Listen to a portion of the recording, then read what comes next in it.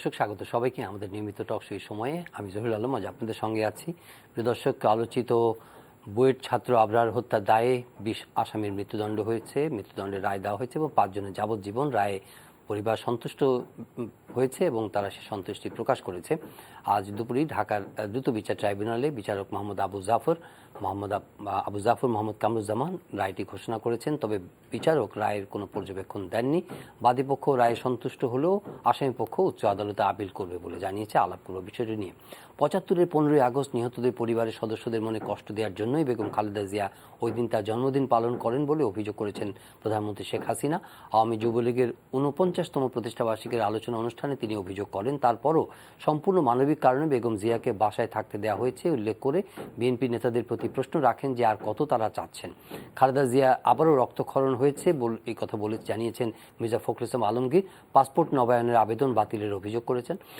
এদিকে ল মিনিস্টার বলেছেন যে তারা আইনের মধ্যে থেকে বিষয়টি খতিয়ে দেখছেন। ডক্টর মুরাদ হাসানের সংসদ সদস্য পদের বৈধতা চ্যালেঞ্জ করে একটি রিট আবেদন করা হয়েছে। বুধবার হাইকোর্টের সংশ্লিষ্ট শাখায় সুপ্রিম কোর্টের আইনজীবী অ্যাডভোকেট ইউনুস আলী আকন্দের রিটটি করেছেন।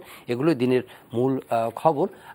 ভারতে একটি সামরিক বিমান বিধ্বস্ত হয়েছে এবং সেখানে chief of general staff general Bipin Rawat, যিনি সাবেক সেনাপ্রধানও ছিলেন, প্রতিরক্ষা বাহিনীর প্রধান, তিনিও জীবন মৃত্যুর সন্ধিক্ষণে লড়ছেন। আলাপ করব। আজকে জুম প্ল্যাটফর্মে যুক্ত হয়েছেন সিনিয়র জার্নালিস্ট জনাব জাহিদুল হাসান পিন্টু, সম্পাদক ডিবিসি নিউজ। স্টুডিওতে যোগ দেবেন স্থপতি মোবাশ্বের হোসেন এবং ব্যারিস্টার তানজিবুল আলম। তারা যুক্ত হলে তাদের সঙ্গে আমরা কথা বলবো। জনাব জাহিদুল হাসান পিন্টু, আলোচিত আবরার ফাহাদ হত্যা মামলার রায় হয়েছে, দ্রুততার সঙ্গে হয়েছে বলবেন কিনা, এবং এই রায়ের ব্যাপারে আপনার পর্যবেক্ষণ একজন জার্নালিস্ট হিসেবে আপনি ফলো করেছেন এবং এটি সাংঘাতিকভাবে প্রতিক্রিয়া তৈরি করেছিল এবং একটা বিরাট রাজনৈতিক অঙ্গনে একটা বড় ধরনের একটা ক্ষরণ, মানবিক মূল্যবোধ থেকে শুরু করে অপরাধ প্রবণতা থেকে শুরু করে এবং একটা হিংস্রতার যে একটা মানে জ্বলন্ত একটা দৃষ্টান্ত তৈরি করেছিল একটা ঘৃণ্য হত্যাকাণ্ডের মধ্য দিয়ে, সেটি সবার মনে একটা সাংঘাতিকভাবে প্রতিক্রিয়া জাগিয়েছিল সারা দেশে।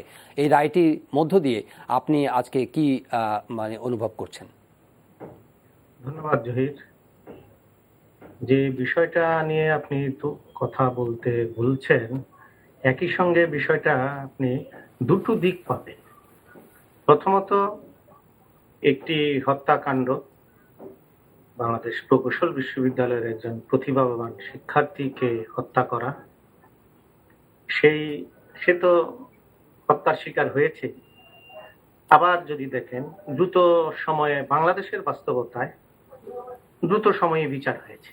2 বছরের মধ্যে বিচার, বাংলাদেশে হত্যার বিচার বছর পর বছর লাগে। সেই হিসাবে একটা দ্রুত বিচার আদালত যেহেতু বিচারটা করেছে, আমি মনে করি আরো আগে হয়তো সম্ভব, কিন্তু তারপরও সময়ের হিসাব করলে আমি মনে করি ঠিকই আছে, 2 বছরের মধ্যে বিচারটা করতে পেরেছে। আবার পাশাপাশি যদি দেখেন, এই একটি হত্যাকাণ্ডের জন্য একই বিশ্ববিদ্যালয়ের একই রকম প্রতিভাবান বা মেধাবী 20টি ছাত্রকেও মৃত্যুদণ্ডে দণ্ডিত করা হলো। মানে একটি হলো আপনার মানে খুন, আর বাকি হলো জুডিশিয়াল কিলিং, তাই তো? বাকি 20টা। এখন ওই একজনের ফ্যামিলি খুশি হবে এবং রাষ্ট্র, আপনার সরকার অথবা আমাদের সমাজও দেখবে যে দৃষ্টান্তমূলক বিচার হয়েছে। পাশাপাশি আবার ওই 20টি পরিবার, 20টি মানুষের মৃত্যুদণ্ড ছোটখাটো বিষয় না। আমরা সেই বিষয়টাকেও কিন্তু ইগনোর করে যাই। কেন ইগনোর করে যাই? যেহেতু ওনারা নির্মম ভাবে হত্যাকাণ্ড ঘটিয়েছে। দেখেন, এই হত্যাকাণ্ডটা নিয়ে আমার ব্যক্তিগত মতামত যদি বলেন তো অনেকেই পছন্দ করবেন না। কারণ এই হত্যাকাণ্ডটাকে আমি দেখি প্রফেশনাল খুন না, আমি এটাকে দেখি আপনার এই অ্যাক্সিডেন্টাল খুন। তারা পিটিয়েছে, পিটাতে পিটাতে তারা এতটা মত্ত হয়ে গেছে, সে মানুষটা মারা গেছে। এখন এই অ্যাক্সিডেন্টাল মার্ডার বা এই মার্ডার দুটার মধ্যে কিন্তু পার্থক্য থাকে। প্রফেশনাল খুনি এবং ঘটনাক্রমে খুনি হয়ে যাওয়ার মধ্যেও আমি পার্থক্য দেখি। কিন্তু এই ক্ষেত্রে এখন এটা নিয়ে খুনের পক্ষে তো কথা বলার সুযোগ নাই। এখন আমরা কথাটা বলতে পারি, এই 20টি ছেলে কেন খুনি হয়ে উঠল, এই 20টি ছেলেকে সমাজ কেন খুনি বানালো, অথবা এই 20টি ছেলেকে রাজনীতি কেন খুনি হয়ে উঠতে সহায়তা করলো। এই বিচার বা এই আইন দিয়ে আপনি কি সেই পরিবেশ ফিরিয়ে আনতে পারবেন? সেটা হলো বড় প্রশ্ন। আপনি 20টি ছেলে বা 25টি ছেলে এই এই ঘটনায় অংশ নিয়েছে, মারা গিয়েছে, আপনার ফাঁসির আদেশ হয়েছে, সবই মানলাম। আইনের শাসন প্রতিষ্ঠার কথা বলবেন, বলবেন সমাজে এটা দৃষ্টান্ত স্থাপিত হয়েছে, দৃষ্টান্তমূলক শাস্তি হচ্ছে, সবই বলবেন। কিন্তু এই এই একটি বিচার দিয়ে আমি যেটা বললাম, যে রাজনীতি তাদেরকে এটা করতে বাধ্য করেছে, বা তারা ইনডিমনিটি ফিল করতো যে না এই ঘটনা আমরা ঘটিয়ে পার পাবো, সেই জায়গা থেকে আমার সরকার বলেন, রাজনৈতিক দল বলেন, বা যে বিশ্ববিদ্যালয়ে এই ঘটনা দিনের পর দিন ঘটতো, এগুলো যদি বন্ধ হয় তবেই আমি মনে করব এই বিচারটা দৃষ্টান্তমূলক হয়েছে। শুধু শুধু 20 জন বা 25 জনকে ফাঁসি দিয়ে দিলেই আপনার এই সমাজ থেকে এগুলো উঠে যায় না। জি, কিন্তু আরেকটা বিষয় এখানে উল্লেখ করতে হবে, বলুন। এই এখন 2021 সাল, আমাদের বিচার ব্যবস্থার সবচেয়ে বড় ত্রুটি বলি আমি। কেন ত্রুটি বলি? এই বিচারগুলো বাংলাদেশে কোনো প্রভাব ফেলে না। আমি অন্তত মনে করি এই এই বিচারের কোনো প্রভাব ফেলবে না। কেন ফেলবে না? কারণ দ্রুততম সময়ে বিচারটা হতো, অত দ্রুততম সময়ে বিচারের রায়টা কার্যকর হবে না যদি না আপনি বিশেষ ব্যবস্থায় এই মামলাটাকে এগিয়ে নিয়ে না যান।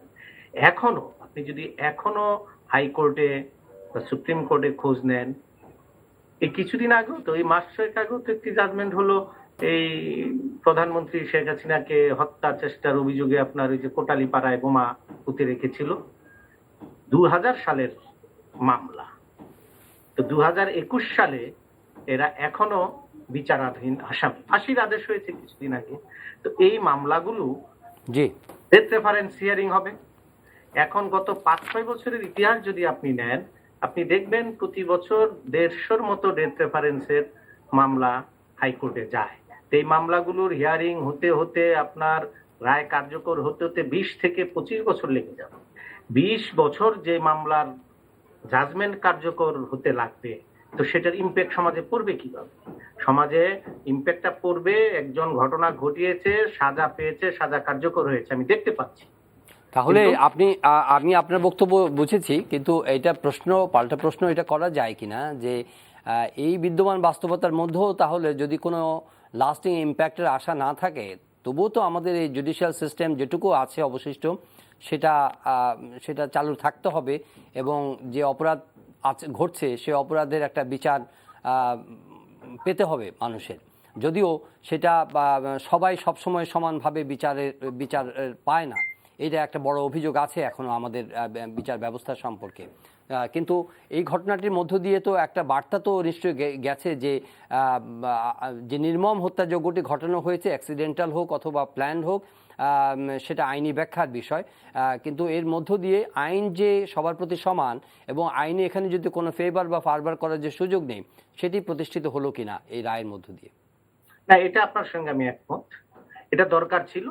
এই জাজমেন্ট যেটাই হোক, আমি বিচারটার কথা বলছি, এই বিচারটা দরকার ছিল এই কারণে, আপনার যে অধ্যত্ব দেখিয়েছে ওই আপনার বিশ্ববিদ্যালয়ের ওই ছাত্র বা ছাত্রলীগের ছেলে, যেই পরিচয়ই বলেন, ওই ছেলে পেলেগুলোর যে একটা প্র্যাকটিসের মধ্যে চলে এসেছিল, যে বিশ্ববিদ্যালয়ে এই ঘটনা র্যাগিং বলেন বা এই জুনিয়রদের উপর অত্যাচার বলেন, এটা শুধু ওই বিশ্ববিদ্যালয়ে না, বিভিন্ন বিশ্ববিদ্যালয়ে যে ঘটনাগুলো ঘটে, এই যে বিচারটার মধ্য দিয়ে সেই বার্তাটা গিয়েছে, এটা ঠিক। পাশাপাশি আরেকটি বার্তা গিয়েছে, আমাদের মধ্যে একটা আলোচনা হয়, এই সামাজিক মাধ্যমে দেখি যে সরকারি দলের কেউ হলে হয়তো সাজা হবে না, কথায় কথায় বিশ্বজিৎ হত্যা মামলার জাজমেন্টের কথা বলে। বিশ্বজিৎ হত্যা মামলায় জাজমেন্ট হয়েছে, ফাঁসির আদেশ হয়েছে, কেউ কেউ হাইকোর্ট থেকে ছাড়াও পেয়েছে, কিন্তু বিচারটা হয়েছে। আমি বলছি যে এই বিচারটা দরকার ছিল, এবং এই বিচারটা দ্রুততম সময়ে শেষ করাও দরকার ছিল, সেটা হয়েছে, এবং যে বার্তাটা সমাজে দেওয়ার কথা সেই বার্তাটাও সমাজে দেয়া গেছে। কিন্তু সেই বার্তাটা আমি অ্যাকসেপ্ট করছি কিনা, আমার প্রশ্নটা সেখানে। বার্তাটা তো যাবে কোথায়?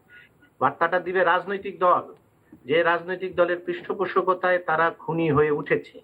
বার্তাটা যাবে ফ্যামিলির কাছে, যে ফ্যামিলির সন্তানেরা এই ঘটনা ঘটিয়েছে, বাচ্চাদেরকে আপনার এই পড়ালেখা করতে পাঠিয়েছে, তারা কি করতো না করতো খোঁজ নিচ্ছিল কিনা। বার্তাটা বিশ্ববিদ্যালয়ের প্রশাসনের কাছে যাবে, যে বিশ্ববিদ্যালয়ের প্রশাসনের দিনের পর দিন এই ঘটনা ঘটেছে, তারা দেখেও না দেখার ভান ধরেছে। এখন এই বার্তাটা আপনি দিতেই পারেন আমাকে, আমি বার্তাটা রিসিভ করছি কিনা ঠিক মতো, সেই জায়গাটা হলো প্রশ্ন। আমি বলছি আমার রাজনৈতিক দল সেই বার্তাটা রিসিভ করছে কিনা, মানে সেটা আমাকে যারা যদি আমি বুঝে থাকি যে যারা তাদের এই অপরাধ প্রবণ করে তুললো, যে রাজনীতি তাদের অপরাধ প্রবণ করে তুললো, তাদের জন্য যারা দায়ী, এর পেছনে যারা মূল কলকাঠি নেড়েছে বা কন্ট্রিবিউট করেছে যে রাজনৈতিক ব্যবস্থা বা নেতৃত্ব, তাদের জবাবদিহিতা আওতায় আনার কোনো মেকানিজম বা কোনো সিস্টেম তো এই রায়ের মধ্যে কোনো প্রতিফলন ঘটলো না। আমি সেটাই বলছি, এই রায়ে সেটা নেই, কিন্তু দায় তো ওই সংগঠনের, দায় তো ওই প্রশাসনের। তারা সেটা চেষ্টা করুক। রায়ে যারা যারা যুক্ত ছিল তারা শাস্তির আওতায় এসেছে, যারা নেপথ্যে ছিল তাদেরটা আসে নাই, সেটাও আসা উচিত ছিল। যারা ইনস্টিগেট করছে সেটা আসে নাই, কিন্তু আসে নাই বলে যে সংগঠন এই তাদেরকে প্রশ্রয় দিয়েছে, সেই সংগঠনের সংশোধনের সুযোগ আছে। সেই সংগঠনের যারা এই ঘটনাগুলোকে বিভিন্ন সময় ইনস্টিগেট করার সহায়তা করেছে, তাদেরকে দল থেকে সাংগঠনিকভাবে ব্যবস্থা নিতে পারে। সেই জায়গাটাই আমি বারবার বলতে চাচ্ছি যে আমার সংগঠনগুলো সেই দায় নিয়ে সেই ব্যবস্থা নিবে কি। জি, এই আবরার ফাহাদ আলোচিত বুয়েট ছাত্র হত্যাকাণ্ডের যে রায় হয়েছে, দ্রুত সময়ের মধ্যে হয়েছে, তিনি এটাকে এই রায় প্রশংসা করেছেন এবং ইতিবাচক বলেছেন। একই সঙ্গে বলেছেন যে যারা এই অপরাধী, যাদের মৃত্যুদণ্ড হয়েছে, এই মৃত্যুদণ্ডিত ছাত্রদের আজকে যে অপরাধ প্রবণ হয়ে ওঠার পেছনের যারা নেপথ্যের যারা ভূমিকা রেখেছিল, তাদের জবাবদিহিতার কি হবে। এবং একই সঙ্গে সেই মেধাবী ছাত্র, একজন মেধাবী ছাত্র নিহত হয়েছে, আর এই 20টি মেধাবী ছাত্র তারাও কিন্তু আজকে তারাও মেধাবী এবং তাদের পরিবারও আজকে কিন্তু একটা বড় ধরনের বিপর্যয়ে পড়ছে। তো এই বাস্তবতাগুলো উনি বিশ্লেষণ করছিলেন, আপনি কিভাবে দেখেন? না, সত্যিকার অর্থে খুব সুন্দর কথা বলেছে, কারণ আমিও তাই মনে করি যে আসলে এই 20টি ছেলে দেশের কিন্তু শ্রেষ্ঠ সন্তানদের মধ্যে এক একজন, এবং এদের অনেকেই বাবা মার আর্থিক অবস্থা খারাপ থাকার পরেও তাদের মেধার কারণে বাবা মা কিন্তু এই প্রতিষ্ঠানে পাঠিয়েছে, যেটি একটি বাংলাদেশের শ্রেষ্ঠতম প্রতিষ্ঠান। সেখানে এই ধরনের ঘটনা ঘটলো, যেটা আমি শুরুতে যেদিন মারা যায় সেদিনই আমি একটি কথা বলেছিলাম যে এইখানে যে এই ঘটনাটি হঠাৎ করে কিন্তু ঘটে নাই। ইতিহাস প্রমাণ করে এই ধরনের ঘটনা অহরহ ঘটেছে, কিন্তু ওই দিন মৃত্যুটি হয়েছে। তাহলে হ্যাঁ, উনিও সেটা বলে যেটা অ্যাক্সিডেন্টাল আর কি। এইটা তো মানে এই মৃত্যুটা অ্যাক্সিডেন্টাল, কিন্তু এই ধরনের মারপিট, অত্যাচার, এই ঘটনাটি নিয়মিত ঘটেছে। তাহলে এই হলের যিনি প্রভোস্ট ছিলেন, তিনি কি তার দায়িত্ব পালন করেছেন? প্রথম জায়গাতে আমি এই জায়গায় আসব, কারণ প্রভোস্ট যখন আমি শব্দটা বলবো তখন হচ্ছেন উনি গার্জিয়ান, প্রত্যেকটি ছেলে মেয়ের বাবা মার সমতুল্য। তিনি তার দায়িত্ব পালন করেন নাই। এবং একই সাথে আমরা দেখেছি ওই সময় নিচে পুলিশ আসছে, তারা কিছুক্ষণ পরে চলে গেছে, তাদেরকে ঢুকতে দেওয়া হয় নাই, অর্থাৎ তারা সেই দায়িত্ব পালন করতে পারেন নাই। আরেকটি জিনিস আমি যেটা একদম পরিষ্কারভাবে বলতে চাই, এই ধরনের মারপিট হয়েছে, আশেপাশের ছেলে মেয়েরা শুনতে পায় নাই, তার মানে অহরহ শুনতে শুনতে তারা অভ্যস্ত হয়ে গেছে যেটা এই ধরনের ঘটনা ঘটতেই পারে। কারণ হঠাৎ করে যদি আমার বাড়ির পাশে চিৎকার হয়, আমি কিন্তু দৌড়ে যাব, কিন্তু এটি যদি প্রতিদিনকার ঘটনা হয় তাহলে কিন্তু এক পর্যায়ে আমি আর যাব না, এই ধরনের ঘটনা ঘটছে। তাহলে এই জিনিসগুলি কিন্তু পর্যালোচনার ব্যাপার আছে, কেন এই ধরনের ঘটনা ঘটলো, কি কি কারণ, এবং যারা এই ঘটনাটি ঘটিয়েছে তাদের প্রত্যেকেই এই কাজের সাথে সম্পৃক্ত হওয়ার পিছনে কি যুক্তি, কাদের সহযোগিতা বা কাদের ছত্র ছায়ায় বা কাদের নির্দেশনায় বা কাদের বক্তব্যে তারা মোহিত হয়ে এই ধরনের কাজ করেছে, এরকম আমরা বিভিন্ন সময় এরকম দেখতে পাই। এটা তো ধরেন যে একটা বিশ্লেষণ বা আমাদের চাওয়া, কিন্তু আমাদের যে বিদ্যমান কাঠামো, বিচার ব্যবস্থা, তার মধ্যে তো এটার প্রতিকার পাওয়ার আশা কি আপনি করেন? না, এগুলিকে একটু ঢেলে সাজাতে হবে। শুধু বিচার ব্যবস্থা না, এই যে আমি প্রভোস্ট থেকে বললাম, ইউনিভার্সিটির এই ঘটনাগুলি তো নিশ্চয়ই ছেলেপেলেরা যারা অত্যাচারিত হয়েছে, ঠান্ডা মাথায় যারা পড়াশোনা করতে এসেছে, তারা কখনো না কখনো ডাইরেক্টলি অর ইনডাইরেক্টলি কমপ্লেন কিন্তু করেছে। তাহলে অধিকার যারা পায় না। দায়িত্বে আছেন হয় তারা এই এই ধরনের ঘটনাকে সমর্থন করেছেন, অথবা এই ঘটনাকে প্রোটেক্ট করার মতন সৎ সাহস তাদের মধ্যে নাই। এই কথা একদম স্বীকার করতেই হবে। তাহলে আমাদের করণীয় কি? আমাদের করণীয় সবার আগে প্রভোস্টের, কে প্রভোস্ট হওয়ার উপযুক্ত, কোন ধরনের ছাত্ররা হলে আসছে, এবং শুরু থেকেই এগুলিকে প্রোটেক্ট যদি না করা যায়, এগুলি কিন্তু প্রভোস্টকেও কিন্তু আপনি পার্সনিফাই করছেন, কিন্তু এটা একটা সিস্টেম করাপ্ট হয়ে যদি যায় তখন একজন প্রভোস্টের পক্ষেও কিন্তু তার ভয়েস প্রভোস্টকে রেজ তখন করা সম্ভব না। সহযোগিতা নিতে হবে বিভিন্ন জায়গার। জি। সেই শক্তি, এবং আমি প্রভোস্ট শব্দটা এই জন্য বারবার বলছি, উনি কিন্তু, জি। আমরা যদি খোঁজ নেই দেখবো যে উনি কোনোদিনই কোনো সেন্ট্রাল কমিটিতে বা ভিসির কাছে এই কমপ্লেনগুলি করেন নাই। আমরা দেখবো যে কোনোদিনই উনি এই জিনিসগুলি জানার পরেও পুলিশ ডিপার্টমেন্টকে জানান নাই, বিচার ব্যবস্থার জন্য কোনো ব্যবস্থা করেন নাই। অর্থাৎ পানিশমেন্টটি যদি শুরু থেকেই হতো, জি, তাহলে আজকে হয়তো এই আজকে পরিণতি এই হতো না। ঘটনাটি ঘটতো না। জি। আমরা শুধু একজন ছেলেকে হারাচ্ছি না, জি। আমি যদি 20টি ছেলের ফাঁসি হয়, বাংলাদেশের শ্রেষ্ঠ সন্তানদের মধ্যে 20 জনকে আমরা হারাচ্ছি, যারা কারাপ্টেড হয়ে যাওয়ার কারণে এই ঘটনাগুলি। কিন্তু এটা তো আপনি চান যে বিচারের রায় কার্যকর হোক। তা তো বটেই, বিচারের রায় কার্যকর না হলে এই ঘটনা আরো ঘটবে। জি, নিশ্চয়ই। আমরা অন্য একটি প্রসঙ্গে যেতে চাই। জনাব জাহিদুল হাসান পিন্টু, আলোচিত ঘটনা ডাক্তার মুরাদ, তাকে প্রধানমন্ত্রী এক ধরনের মন্ত্রিসভা থেকে বরখাস্তই করেছেন, যদিও নিয়ম অনুযায়ী তাকে পদত্যাগ করতে বলা হয়েছে। এখন তার সংসদ সদস্যপদ নিয়ে প্রশ্ন উঠেছে, অনেক বিশ্লেষণ করছেন, রিট হয়েছে, কেউ কেউ বলছেন যে নৈতিক স্খলনের কারণে সংসদ সদস্যপদ থাকা উচিত নয় বা এটা অটোমেটিক্যালি চলেই যায়। আপনি কি বলবেন? না, আমি জনাব জাহিদুল হাসান পিন্টুকে প্রশ্নটি করেছি, আসছি জনাব মোশাররফ। এখানে এই বিষয়টা নিয়ে আমি আগে একটু ছোট্ট করে বলি। আমাদের দেশে এই লয়ার বলেন, সাংবাদিক বলেন, পণ্ডিতরা বলেন, একটি রিটেন ফর্ম থাকার পরেও নানানজন নানা ব্যাখ্যা দিয়ে বিভ্রান্তি ছড়ান। বাংলাদেশের সংবিধানে স্পষ্ট করে বলা আছে আপনার সংসদ সদস্য হবার যোগ্যতা, থাকার যোগ্যতা, সংসদ সদস্য চলে যাওয়ার যোগ্যতা, অযোগ্যতা, আসন শূন্য হওয়া, সংবিধানের 66 থেকে 70 পর্যন্ত যদি পড়েন স্পষ্ট, এখানে কোনো রকমের অস্পষ্টতা নেই। তো এখন এটা হলো, আমি বলছি সংবিধানের কথা। আপনি যদি বলেন ডক্টর মুরাদের সদস্যপদ থাকবে কি থাকবে না, এখন পর্যন্ত যা ঘটনা ঘটেছে তার সংসদ সদস্যপদ না থাকার কোনো কারণ নেই। সংবিধান স্পষ্ট করে বলে দিয়েছে উনি যদি দল থেকে পদত্যাগ করেন অথবা দলের বিরুদ্ধে ভোট দেন, অথবা এটা 70 অনুচ্ছেদ, উনি পদত্যাগ করেননি, ওনাকে বহিষ্কার করা হয়েছে, অথবা উনি যদি নৈতিক স্খলনজনিত অপরাধে 2 বছরের দণ্ডিত হন, দণ্ডিত হওয়ার পর 5 বছর অতিক্রান্ত না হলে উনি সংসদ সদস্য হতে পারেন না। এখন যে প্রশ্নটা আসছে, যেহেতু উনি নৈতিক স্খলনজনিত অপরাধে অপরাধী, এটা হলো নৈতিকতার মানদণ্ডে, আমরা তো দণ্ডিত করিনি, আদালত দণ্ড দেয়নি, যে কারণে তার সংসদ সদস্য পদ যাবে না। এখন আপনি উদাহরণ আনতে পারেন, এই উদাহরণটা আসছে এর আগে আপনার লতিফ সিদ্দিকীর বক্তব্যের কারণে তাকে সংসদ সদস্য পদ হারাতে হয়েছিল। আপনি যদি সেই ঘটনাটা মনে করেন, 2014 সালের অক্টোবরের সেই ঘটনা, লতিফ সিদ্দিকীকে প্রেসিডিয়াম সদস্য পদ থেকে বহিষ্কার করা হয়, দল থেকেও বহিষ্কার করা হয়, সংসদ সদস্য পদ কিন্তু তার যায়নি। সংসদ সদস্য পদ তার গিয়েছে উনি যখন স্বেচ্ছায় সংসদ ভবনে গিয়ে স্বহস্তে স্পিকারের নিকট পদত্যাগ পত্র পেশ করেছেন। সো আমাদের বর্তমান অবস্থায় ডক্টর মুরাদের অবস্থাটা যে অবস্থায় আছে, উনি যদি পদত্যাগ না করেন তার সংসদ সদস্য পদ যাওয়ার আমি কোনো কারণ দেখি না।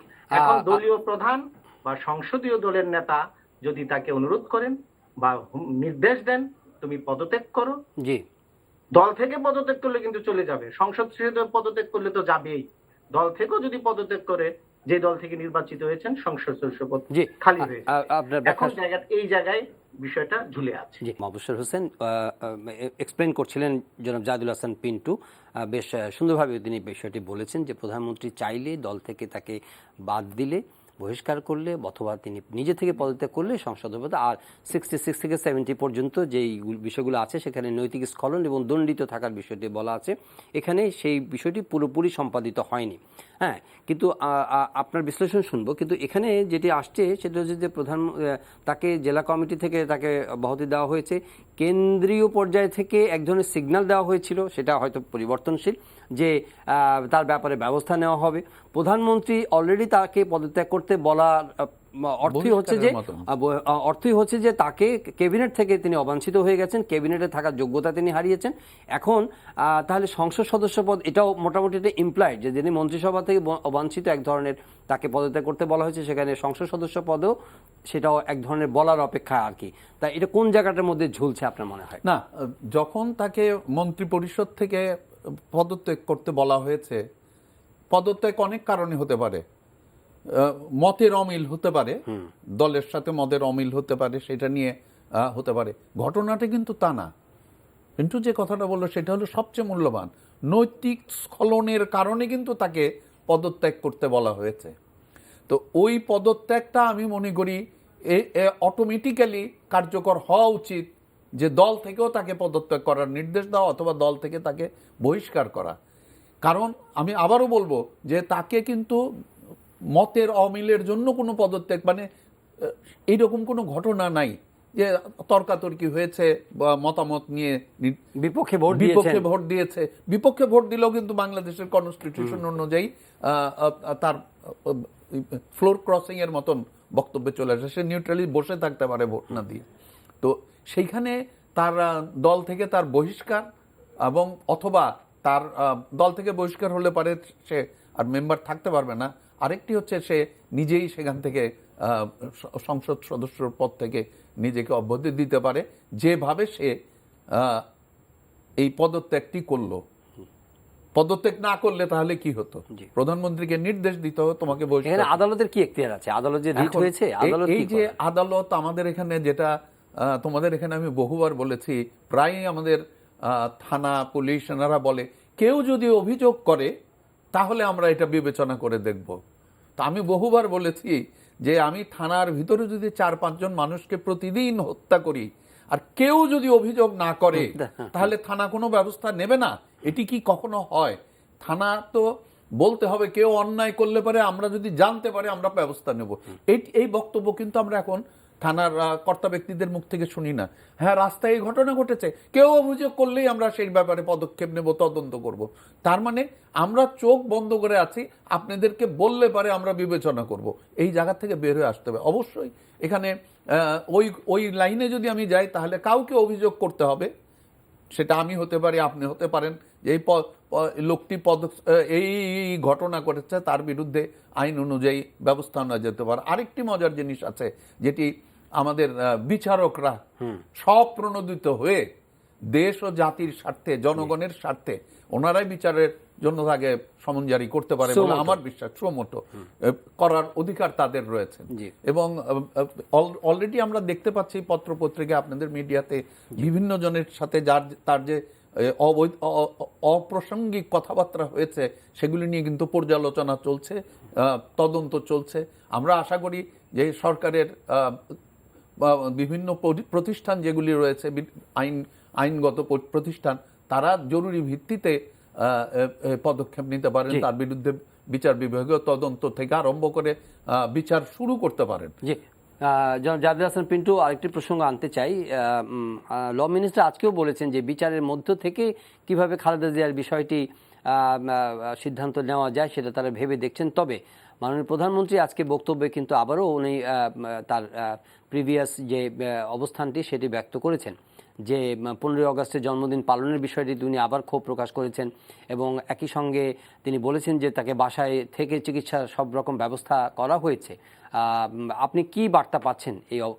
আবার একই সঙ্গে মির্জা ফখরুল বলেছেন যে বেগম খালেদা জিয়া বেশ কয়েকদিন স্টেবল ছিলেন, কিন্তু এখন আবার তার রিব্লিডিং হচ্ছে আর কি। এটা আপনি কিভাবে দেখছেন? বার্তা কি পাচ্ছেন?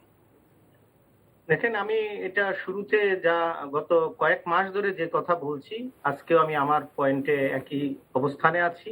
আমি মনে করি এই ধরনের ইস্যুতে আইন বিচার কোনো বড় কোনো বাধা বা ফ্যাক্টর বা বিষয় না। এই বিষয়গুলোকে সমঝোতার মধ্য দিয়ে যেতে হয়। আপনি যদি মনে করেন যে এই দুই দলের মধ্যে একটি সমঝোতা হতে পারে, তাহলে তার চিকিৎসা বাইরেও হতে পারে বা অন্য যে কোনো উপায় হতে পারে। এটা সম্পূর্ণ নির্ভর করবে সমঝোতা। এখন বিএনপির সঙ্গে আওয়ামী লীগের এই সমঝোতা হবে কিনা সেটা নিয়ে আপনি প্রশ্ন করতে পারেন। কারণ তো আইন দিয়ে যতই যুক্তি দেন আইনে সাপোর্ট করে না, আইন করে না। আইন যদি না করে, আমি যদি চাই আইন বানাবো, সেই ক্ষমতা তো আমার আছে। আমি যদি চাই অর্ডিন্যান্স ইস্যু করব, সেই ক্ষমতা তো আমার আছে। আমি চাইলে বাংলাদেশে তো দুটা সংবিধান সংশোধনীয় হয়েছে আপনার ব্যক্তির প্রয়োজনে, রাষ্ট্রের প্রয়োজনে, দেশের মানুষের প্রয়োজনে না। একটা বিচারপতি আপনার শাহাবুদ্দিন তার অ্যাক্টিং প্রেসিডেন্ট থেকে চিফ জাস্টিস পদে ফেরত গেলেন, কি একটা মানে অদ্ভুত অবস্থা, এটা তো আমাদের মানতে হয়েছে। আবার আরেক জাস্টিস আব্দুল সাত্তার, উনি এই ভাইস প্রেসিডেন্ট থাকা অবস্থায় প্রেসিডেন্ট ইলেকশন করতে গেলেন, ওই সিক্স অ্যামেন্ডমেন্ট হলো। দুটো তো ব্যক্তির প্রয়োজনে অ্যামেন্ডমেন্ট হয়েছে সংবিধানে। আমি যে কথাটা বলতে চাচ্ছি, চাইলে রাষ্ট্র চাইলে অনেক কিছু করতে পারে। সেই জায়গায় আপনারা মানে এই দুই দল পৌঁছাতে পারে কিনা। এখন সরকারের যে অবস্থান বা আওয়ামী লীগ প্রধানের যে অবস্থান, তার যে ক্ষোভ রাগ, এটা ভ্যালিড, সেটা নিয়ে তো আমাদের কারো দ্বিমত নাই, সেটা ভ্যালিড, সেটা তিনি এই রাগ ক্ষোভ প্রকাশ করতেই পারেন। এবং তার যে অভিযোগগুলো প্রত্যেকটা সত্যি, একটাকেও খণ্ডন করার উপায় বিএনপির নাই। কিন্তু এই ইস্যুতে সেগুলো মানে কর্ম হিসাবে কাজ করবে কি করা উচিত কি উচিত না, সেটা তো আপনি বলতে পারবো না। দাবিও না। আমি বলি বিএনপি যে দাবি করছে, এটা দাবিও আমি বলবো না। বিএনপি কে বলতে হবে এটা আবদার করা, কারণ এটা প্রধানমন্ত্রী বা রাষ্ট্র সরকার প্রধানের কাছে আমি আবদার করছি, বা আমি একটু নত হই, কারণ আমার চাওয়া এটা সে দিলেও পারে না দিলেও পারে, ম্যান্ডেটরি না। সময়ের সংক্ষিপ্ততার কারণে আপনাকে ধন্যবাদ জানাচ্ছি। আমি জনাব স্থপতি মোবাশ্বের হোসেনের কাছে শুনতে চাইবো একই প্রসঙ্গ। না, এই প্রশ্নটা মানবিক দিক থেকে, এবং পিন্টু যে কথাটা বলেছে, প্রধানমন্ত্রী যে কথাগুলি বলছেন সেগুলি কিন্তু 100% সর্বতোভাবে সত্য। আর বিএনপি যে কথাগুলি বলছে, বিএনপি কিন্তু দাবি করছে। দাবির চেয়ে এই ধরনের কেসে আমি যেরকম আমার সন্তান যদি অসুস্থ হয়, আমি কিন্তু অনেকের কাছে বিনয় করব, অনুরোধ করব, সেই বক্তব্য কিন্তু আমরা শুনছি না। মাঝে মাঝে আবার থ্রেটও হচ্ছে, যদি কিছু হয়ে যায় সরকার থাকবে না। তাহলে কিছু না হলে পরে সরকার কি অনির্দিষ্ট কালের জন্য তারা সব রকম সুযোগ সুবিধা দিবে। আমি এই শব্দ চয়নগুলি আমার কাছে কিন্তু খুব অস্বস্তি লাগে, কারণ বিএনপি প্রায়ই বলছে যদি কিছু ঘটে যায় তাহলে কিন্তু এই সরকার থাকবে না। তাহলে আপনারা এতদিন ধরে সরকারকে রাখার জন্য সব রকম চেষ্টা করেছেন, এই ঘটনা ঘটলেই শুধু সরকার থাকবে না, এটা তো আমি বিশ্বাস করি না। আপনারা সবসময় চেষ্টা করেছেন, এবং প্রত্যেকটি বিরোধী দলেরই দায়িত্বের মধ্যে পড়ে যে সরকার আছে তার পরিবর্তে আমি যেন যেতে পারি, সেই কাজটি সবসময় আপনারা করেছেন। ওনার কিছু ক্ষতি হলে করবেন, তাছাড়া করবেন না। এই রাজনীতিতে এই জিনিসে আমি বিশ্বাস করি না। তবে মানবিক দিক আরেকটা জিনিস, সমঝোতার প্রসঙ্গটি বললেন। হ্যাঁ, ওইটাই আমি বলছি, মানবিক দিক থেকে সমঝোতার প্রশ্ন আসে, এবং যিনি সমঝোতা তো দুদিক থেকে হতে হবে। প্রথম হচ্ছে যার প্রয়োজন তাকে সমঝোতার জন্য এগিয়ে যেতে হবে। যেরকম হাইকোর্ট সুপ্রিম কোর্টের দায়িত্ব হচ্ছে বিচার করা, কিন্তু ওনারা গায়ে পড়ে বিচার করেন অনেক কম, স্বপ্রণোদিত হয়ে। আমাকে বিচার চাইতে হয়, তখনই আমি বিচার পাই। এখানেও আমি মনে করি এই জিনিসটা হওয়া উচিত, কারণ প্রয়োজনটা তাদের। ধন্যবাদ জনাব স্থপতি মোবাশ্বের হোসেন, ধন্যবাদ জনাব জাহিদুল হাসান পিন্টু আমাদের সময় দেওয়ার জন্য। প্রিয় দর্শক, আনোয়ার ইস্পাত এই সময় আজ এখানে শেষ করছি। সবাই ভালো থাকবেন, দেখা হবে আবারও পরের অনুষ্ঠানে। অনলাইনে আমাদের অনুষ্ঠানটি দেখতে পারেন, ভিজিট করুন ntvd.com, ইউটিউব ভেরিফাইড ফেসবুক পেজে আমাদের অনুষ্ঠান, জনপ্রিয় অনুষ্ঠানগুলো এবং খবরের আপডেট আপনারা জেনে নিন। এবং কোভিড পরিস্থিতিতে সতর্কতা যেই সুরক্ষা বিধিগুলো রয়েছে সেগুলো মেনে চলুন, মাস্ক পরুন, সাবান দিয়ে হাত ধুন, জমায়েত এড়িয়ে চলুন যথাসম্ভব, কারণ অমিক্রনের ঝুঁকি কিন্তু রয়েই গেছে। সবাই ভালো থাকার চেষ্টা করুন। আজ বিদায়।